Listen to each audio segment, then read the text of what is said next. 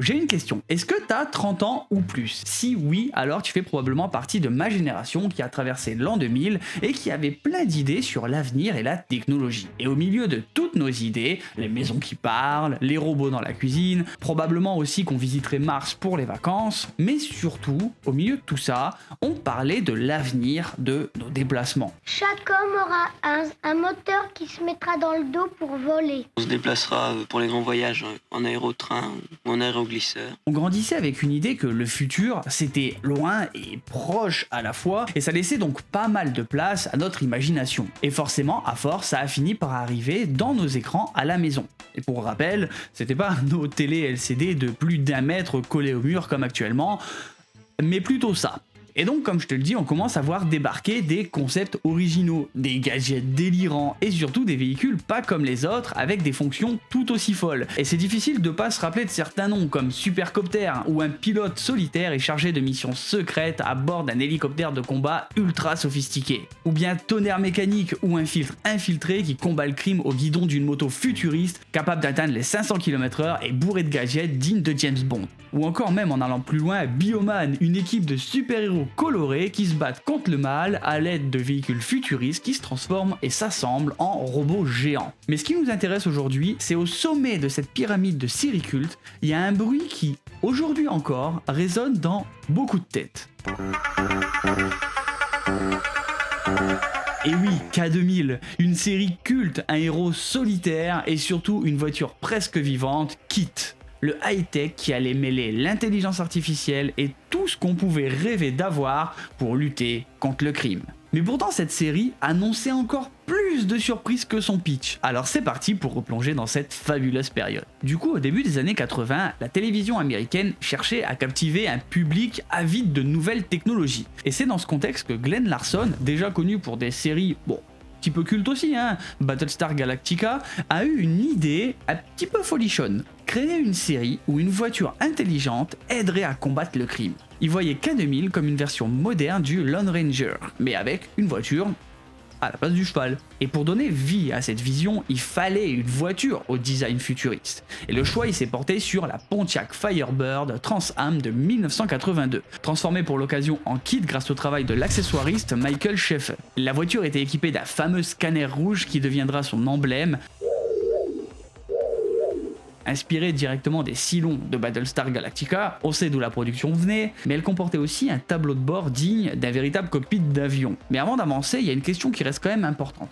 Pourquoi avoir choisi une Pontiac pour incarner KITT? En fait, il faut savoir qu'au début des années 80, Pontiac y traverse une période qui est pas ouf, avec des ventes en baisse et des profits en chute libre, notamment à cause d'une certaine crise pétrolière qui leur a valu de devoir changer énormément leur façon de produire des véhicules. Et c'est pour ça que le nouveau directeur général, Bill Oglud, il espérait vraiment que la nouvelle Firebird relance la marque. Et lorsque le producteur Glenn Larson il a proposé l'idée de K2000, Pontiac a vu une opportunité qu'on pourrait dire en or. Placer leur nouveau modèle au cœur d'une série télévisée prometteuse. Et ça malgré des réticences initiales, notamment de la part du responsable de la promotion des ventes, Jim Graham, qui refusait d'assimiler la Firebird au projet du Knight Rider, qui est le nom US de K2000. Oui, j'ai oublié les lumières, elles sont là maintenant. Il voulait pas voir la Trans Am tourner en ridicule et travestie en quelque sorte en voiture parlante. Mais finalement, l'équipe de production va recevoir énormément de soutien de la part du nouveau patron de Pontiac et c'est comme ça que fut décidé que KITT serait effectivement une Pontiac Firebird. Et pour permettre cette production, forcément, Pontiac, ils ont dû fournir plusieurs Firebird à la prod, souvent d'ailleurs à des conditions très avantageuses, voire symboliques. Et il y a même une petite anecdote de radin là-dedans, c'est que certaines voitures utilisées dans la réalisation, elles provenaient d'un déraillement de train et en fait a été destiné à la base à la casse. Voilà, pratique donc pour avoir des cascades à prix réduit. Ce qu'on retient, c'est qu'en fait ce partenariat, il a été bénéfique pour les deux parties. La série, elle a bénéficié d'une voiture au design futuriste et Pontiac a vu ses ventes augmenter grâce à l'exposition médiatique due à la série. Et c'est comme ça que la Firebird, elle est devenue une icône des années 80 et en grande partie grâce à K2000. Faut parler aussi de la voix si emblématique de KITT, Get away from that thing, now!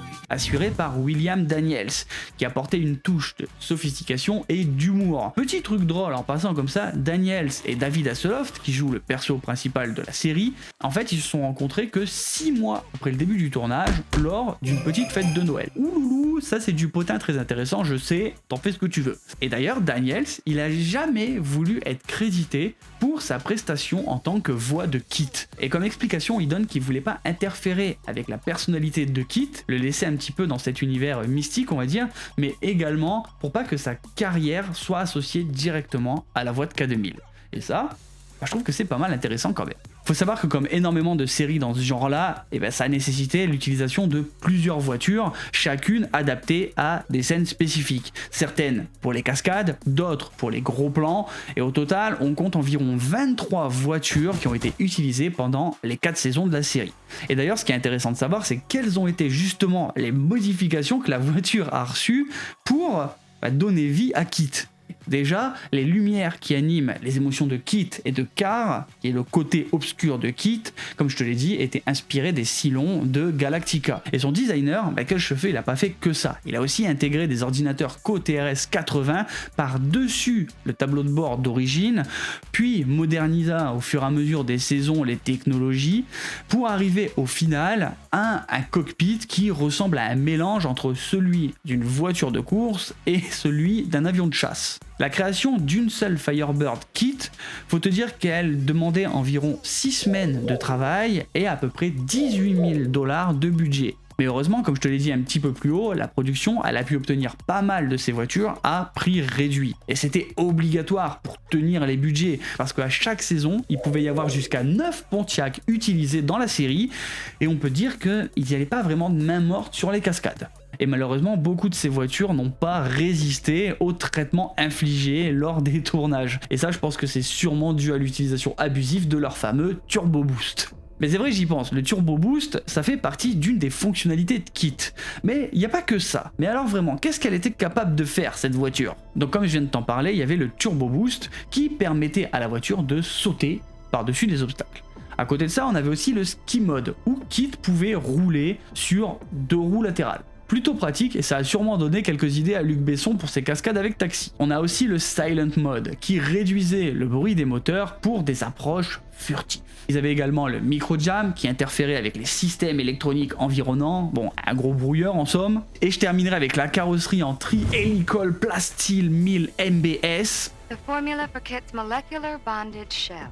Oui, c'est breveté, qui offrait une protection contre les balles, les explosions et les températures extrêmes. Et donc cette série, elle a été diffusée sur NBC de 1982 à 1986, et elle a connu un succès immédiat, avec 90 épisodes répartis sur 4 saisons. La série, elle a réussi à captiver le public grâce à son mélange d'action, de technologie, mais surtout au charisme de son casting et la personnalité qu'ils ont réussi à mettre dans la voiture, qui était du coup bien plus qu'un accessoire. Et ce qu'on peut dire, c'est qu'aujourd'hui, la série, elle a vraiment le statut de culte, et tout le monde, jeune ou vieux, connaît ne serait-ce que le nom de K2000. Mais bien sûr, comme toujours, il y a forcément eu des dérives quand on cherche à exploiter un filon. Et c'est maintenant où on peut parler des spin-offs honteux qui ont été faits au fur et à mesure des années. Parce que oui, K2000 a connu plusieurs spin-offs et tentatives de reboot, avec à chaque fois une nouvelle voiture et une nouvelle vision du futur.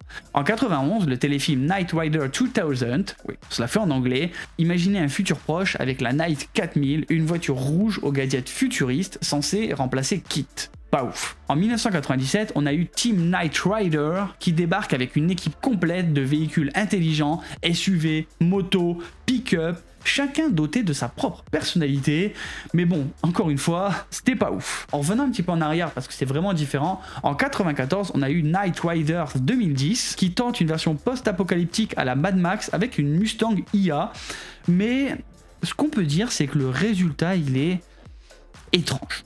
Juste étrange. Et c'est comme ça qu'on arrive en 2008 avec un reboot moderne qui voit le jour, un nouveau kit basé sur une Mustang Shelby GT500. Et pour beaucoup, c'était le pire choix à faire au niveau de la voiture, parce que Pontiac et Ford, c'est pas forcément des super copains. Et même si le principe ça reste le même, une voiture bourrée de nanotechnologie capable de se transformer, l'idée, même si elle est ambitieuse, la série, elle va être annulée au bout d'une seule saison. Et bref, malgré toutes ces tentatives, aucune n'a vraiment réussi à faire revivre la magie de la série originale. Et K2000, la seule et l'unique, restera KITT et notre cher David Hasselhoff.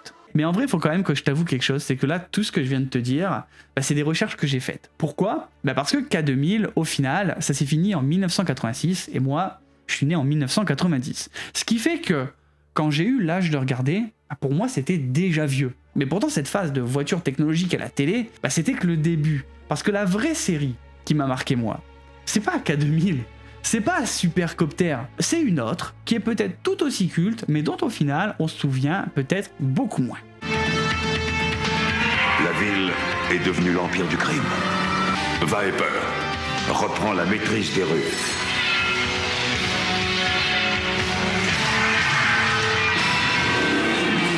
Et ouais, moi c'est cette série qui m'a fait rêver gamin. Une Dodge Viper rouge qui se transformait en espèce de tank futuriste blindé, prêt à écraser le crime à coups de gadgets et de plein d'autres choses d'ailleurs. Petit rappel de cet ovni qui peut-être va te remémorer des souvenirs. Au début des années 90, la télé cherchait un nouveau héros motorisé pour remplacer le mythe de notre fameux K2000. Et c'est comme ça que l'idée de la série Viper débarque. C'est ultra simple au final. Une voiture ultra moderne utilisée dans la guerre contre le crime. Encore. Mais cette fois, pas d'IA bavarde, pas de blague, juste du muscle américain, du bladage et des explosions. Et donc aussi forcément une Dodge Viper. Sinon le titre marche moins bien. Qui va passer en mode Defender, une version blindée et armée jusqu'aux jantes. La série elle est créée par Danny Bilson et Paul DeMeo, à l'origine pour NBC. D'ailleurs pour info c'est les mêmes créateurs que la série The Sentinel. Et si vous êtes attentif, il y aura plein d'éléments qui vont être repris. Certains acteurs, les musiques, les lieux de tournage, etc. Étonnamment la série est produite en partenariat direct avec Chrysler, voilà, qui vient de lancer sa Viper RT10 en 1992. Faut quand même s'arrêter sur le choix de cette voiture, parce que la Viper, c'est quand même un morceau d'histoire, surtout pour ceux, encore une fois, qui ont joué à Gran Turismo dès le premier épisode. Au tout début des années 90, Dodge, qui appartenait alors à Chrysler, ils voulaient essayer de redorer leur blason. La marque, elle avait une image assez vieillotte, pas franchement sexy. Et c'est là que dans leur cerveau a popé une idée assez folle, créer une supercar américaine, brute, musclée, sans assistance ni compromis. En gros, pour résumer, une voiture à l'ancienne, mais avec une ligne futuriste. Et c'est comme ça qu'en 92, ils vont accoucher de la RT10. Franchement, quand tu la vois, c'est un monstre visuel. Et franchement, moi ce que je peux te dire, c'est que j'adore. Une ligne agressive, un certain moteur V10 de 8 litres qui rappellera des souvenirs à beaucoup de monde. Et en fait, quand on le voit, c'est l'engin parfait pour jouer les super-héros mécaniques à l'écran. Et tout comme Pontiac avec KITT, Chrysler, ils ont vu l'opportunité de faire briller leur nouveau modèle dans une série télé et d'en faire une voiture qui resterait peut-être dans l'histoire. Sauf qu'en fait, la Viper, c'est un enfer à conduire. Pas d'ABS, pas de SP, un châssis brut, des sièges en plastique et une vraie chaleur de four à pizza à l'intérieur à cause du fameux V10 8 litres. Tous ceux qui se sont assis au volant, ils se sont rendus compte que c'était pas une voiture qui était faite pour que tu sois dans le confort et la plénitude en la conduisant. Et ça jusqu'au moindre détail. Dis-toi quand même qu'il n'y a pas de poignée de porte dans cette voiture. Il fallait déverrouiller la fenêtre pour atteindre la poignée intérieure pour enfin ouvrir ta voiture. Mais ça, on s'en fout. Pour la télé, elle est parfaite. Parce que c'est comme les costumes de super-héros que tu vois à l'écran, c'est stylé, mais il y a quand même très peu d'acteurs qui ont kiffé les porter. Et donc, comme d'hab, la prod, avec les équipes, ils vont construire plusieurs versions du véhicule, dont la Defender, conçue à partir d'un châssis rallongé et modifié avec des effets pratiques pour la transformation à l'écran. Faut savoir que le budget était bien plus serré que K2000, et qui déjà, à l'époque, devait faire des efforts. Mais, avec les moyens du bord, et surtout l'expérience qu'ils avaient, ils pouvaient mettre en place quelques illusions qui faisaient au final pas mal le job. Chrysler, vu l'importance de ce qu'ils jouent dans cette série, vont aussi jouer le jeu en fournissant des voitures proto et aussi ce qu'on appelle des mules, c'est-à-dire pour faire simple des voitures avec des défauts, donc invendables, mais qui sont bien pratiques quand tu dois soit les défoncer à l'écran ou juste les utiliser pour certaines parties de la production. Et c'est comme ça que l'idée a vu le jour. Mais quand même, quoi de mieux avant de se lancer dans tout ça qu'un tout petit procès ? Bah oui, parce que créé par Stephen G. Cannell, le papa de l'agence Tourist. Il y a une autre série appelée Viper qui devait voir le jour, dans le même style, action et de lutte contre le crime. Mais au final, ils ont dû se résoudre à changer le nom parce que Chrysler, ils leur ont concrètement fait un procès, on va dire ça comme ça, et ils estimaient que le design de leur voiture, il rappelait trop la Dodge Viper, et c'est comme ça qu'on a vu une autre série apparaître qui s'appelait Cobra, qui a été diffusée entre septembre 93 et mai 94 pour un total de 22 épisodes sur malheureusement une seule saison. Le pitch, le héros Scandal Jackson, ex-Marines reconverti en agent d'une unité secrète, fait la justice au volant d'une voiture iconique, une RC Cobra restaurée, originale. Et donc Viper sort en 1994. Et ce qu'on peut dire, c'est que le tournage, il a laissé des traces. Faut savoir que le show, il a été tourné à Calgary. Mais comme toute production, ça veut dire fermer les routes, du bordel, du monde, etc. Et pour Viper, la route qui devait être utilisée, c'est simplement l'autoroute principale de Calgary, qui était réquisitionnée. De quoi énerver un peu les habitants, parce qu'au début c'est rigolo un tournage, mais bon, au bout d'un moment, ça commence à faire légèrement chier. Et ça va pas arranger leurs affaires, parce qu'après ce tournage, cette partie de la ville, elle va être de plus en plus utilisée pour d'autres productions. Parce qu'en fait, ces provinces, elles sont réputées pour offrir une main-d'œuvre qualifiée moins chère, et surtout des crédits fiscaux intéressants. Donc au final, on peut quand même dire qu'ils étaient qu'au début de leur peine. Bon, ensuite, il faut savoir qu'à cette époque, les effets spéciaux, ça coûte méga cher. Chaque transformation de la voiture, c'est 50 000 $ qui partent. Alors pour éviter de perdre trop de temps et d'argent, ils vont souvent tourner dans des lieux sombres, des ruelles moins éclairées pour en gros cacher la misère. Et si tu te rappelles de Game of Thrones, la dernière saison, tu sauras donc que ce procédé est encore utilisé aujourd'hui. 14 Defender Props Cars ont été construites avec des astuces comme des vitres en velcro, un châssis rallongé, une carrosserie en fibre, un V8 à la place du V10, et résultat, un show marquant, une personnalité énorme pour la voiture, sans exploser de budget. Et donc concrètement, qu'est-ce qui se passe dans cette série ? Dans la saison 1, le synopsis, il est simple. À Metro City, la ville est ravagée par une vague de criminalité orchestrée par un gang nommé l'Outfit. Oui, le nom des méchants, c'est Petite Tenue. Voilà. Incapable de contenir la situation, la police locale lance avec l'aide du gouvernement le projet Viper. Une unité secrète dotée d'une Dodge Viper RT10 capable de se transformer en véhicule blindé grâce à une technologie développée par le brillant ingénieur Julian Wilkes, devenu paraplégique après une fusillade. Mais la voiture est trop puissante pour être pilotée par n'importe qui. Et c'est là qu'intervient Michael Payton, un pilote de l'Outfit capturé après un braquage. Victime d'amnésie, il devient Joe Astor, agent de la police, et il est le seul à pouvoir maîtriser le Defender. Mais quand l'Outfit découvre sa véritable identité, il tente de le récupérer. Aston refuse, sa compagne est assassinée et le projet Viper est sabordé par des politiciens corrompus. Refusant d'abandonner, Astor, Wilkes et leur mécano Franklin Waters volent la voiture et mènent désormais leur propre guerre contre le crime. Mais après plusieurs mois, Astor est envoyé en mission en Europe, mettant fin à la première phase du projet. Voilà, c'est comme ça que Viper nous fait vivre de l'action survitaminée pendant 13 épisodes et contre toute attente, se fait annuler à la fin de la saison parce que leurs audiences...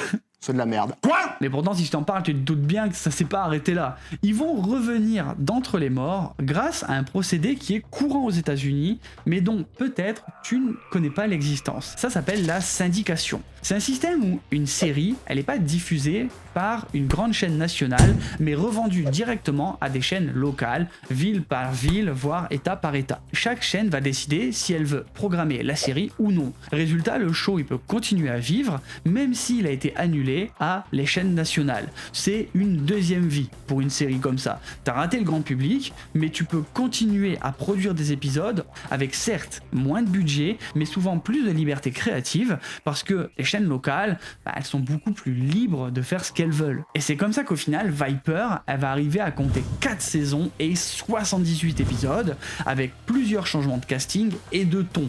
Et c'est le moment de revenir un petit peu sur tout ce qui se passe là-dedans. Et c'est comme ça que dans la saison 2, on va avoir un nouveau pilote et surtout un nouveau départ. L'acteur de Joe Astor, il va pas prendre part à la suite de la série parce que son comportement a été vu comme compliqué. En plus, il s'est également lancé dans un nouveau projet à la télé, ce qui va pas lui permettre au niveau du planning de revenir pour la saison 2. Et donc pour l'histoire, parce que là encore c'est pépite. Après le départ de Joe Astor, Metro City replonge donc dans le chaos, cette fois menacé par un groupe de commandos renégats mené par le colonel Hanson Decker. Pour contrer cette nouvelle menace, le projet Viper est réactivé, avec cette fois un nouveau pilote, Thomas Cole, un ancien agent de la CIA spécialisé dans la conduite évasive. Il est rejoint par Cameron Westlake, promu détective après la mort tragique de son partenaire lors d'un braquage, ainsi que Franklin Waters, le mécano d'origine de la saison 1, et Ali Farrow, spécialiste système. L'équipe va donc affronter Decker et son gang, sauver Water, puis continuer sa lutte contre le crime.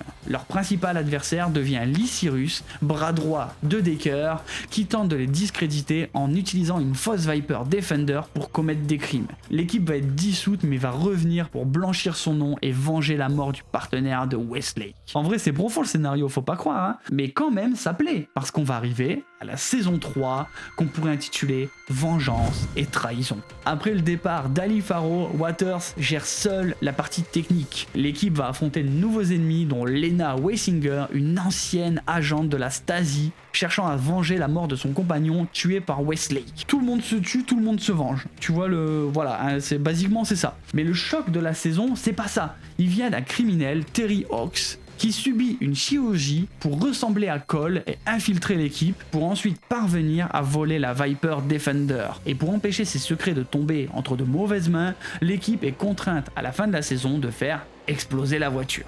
Voilà.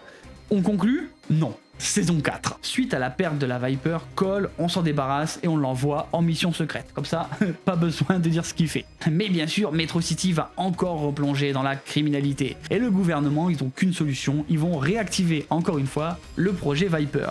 Mais cette fois, il n'y a plus la voiture d'origine. Et donc on va changer. On va avoir une Dodge Viper GTS coupée, bleu cobalt, équipée d'un nouveau système Defender, mais avec plein de nouvelles fonctionnalités, comme le mode aéroglisseur. Bref, en vérité, pourquoi on change de voiture ? Simplement parce que Dodge, ils ont sorti le nouveau modèle, une version coupée et en plus plus pratique pour les tournages, avec cette fois un toit rigide et plus de place pour intégrer les éléments du Defender. On a toujours un V10 à l'intérieur et cette fois avec 450 chevaux. Et donc pour l'histoire, contre toute attente, Joe Astor revient aux commandes, parce que malgré que son comportement il était compliqué dans la saison 1, Jeff Cake, l'acteur de Cole, ça devait être pire, parce que les raisons invoquées, il était tout le temps en retard sur le plateau, il avait un comportement jugé de princesse, ce qui aurait poussé les producteurs à préférer un retour du pilote original McCaffrey. Ceci explique cela, ils ont préféré la peste au choléra. À eux de voir. Mais les raisons invoquées par la production, c'est aussi de vouloir conserver l'âme de la série pour ramener le fameux duo voiture-héros qui avait forgé sa légende au tout début. Tu sais, la légende où la série elle a été annulée au bout d'une saison. La série elle va se terminer sur une note d'ouverture. Joe, il retrouve ses marques, trouve l'amour avec Westlake et confirme que la Viper reste un symbole de la justice. Et au final, à la fin de la saison, le projet Viper est définitivement clos, la série s'arrête et laissant un souvenir d'un tout dernier tour de piste spectaculaire en 1990. Viper en vrai c'était censé être le fils spirituel de K2000. Même recette, une voiture high-tech, un justicier solitaire, une ville rongée par le crime et la promesse que l'auto du futur allait vraiment sauver le monde. Mais malgré les transformations, les gadgets et la gueule pour moi incroyable de la Viper, j'étais tellement fan, je me rendais personnellement pas compte de tout ce côté kitsch à côté. Et encore une fois, vu les dernières vidéos, tu le sais que moi je suis un bon client pour ces trucs. Mais n'empêche que la série elle a jamais réussi à devenir aussi culte que K2000. Elle est restée coincée dans un coin flou de la pop culture, assez marquante pour ceux comme moi qui l'ont vu gamin, mais peut-être trop kitsch pour justement faire partie des légendes. Et pourtant, il faut avouer que les voitures futuristes, dans notre imaginaire, le fantasme, il a été fort. Dans les années 80-90, on s'imaginait l'an 2000 avec des voitures volantes, des IA qui parlent, des bagnoles qui te sauvent la vie pendant que toi, limite, t'es en train de dormir à l'intérieur. Et on a continué bien après avec par exemple la Audi dans iRobot. Mais au final, si on fait le point aujourd'hui, en 2025, Et qu'est-ce qu'on a? On a des voitures qui t'envoient une notification quand t'as oublié de fermer ta portière, des bagnoles qui vont te demander d'acheter un abonnement pour avoir l'autorisation de chauffer ton siège, et c'est vrai qu'aujourd'hui tu peux effectivement parler à ta voiture, mais c'est surtout pour soit écrire un texto et l'envoyer à quelqu'un, ou monter le chauffage, ou alors t'as un détecteur pour ouvrir ton coffre avec ton pied, parce que bah tu portes tes courses et que du coup bah t'as pas 3 mains, voilà, génial vraiment. On est quand même à 1000 lieues du lance-missile dont on avait besoin pour dégager des gens quand il y a des bouchons devant nous quoi. Mais en même temps la réalité c'est que vu déjà le bordel qu'on a sur les routes, c'est peut-être mieux d'avoir ça que des voitures qui volent. Toi personnellement, t'en penses quoi? C'est la petite question qui restera en suspens aujourd'hui et que tu peux répondre en commentaire. Voilà les amis, j'espère que cette vidéo en mode nostalgie 1990 vous a plu et peut-être vous a permis d'apprendre des trucs. Un petit like, un abonnement, ça vous coûte rien mais ça aide beaucoup. N'hésitez pas à retrouver aussi les autres vidéos dans ce même thème que vous pouvez retrouver ici. Si vous aimez les lives, il y a aussi Twitch et voilà, on s'amuse bien. Et puis moi je repars pour tourner la prochaine vidéo je crois. Allez, ciao ciao les gars.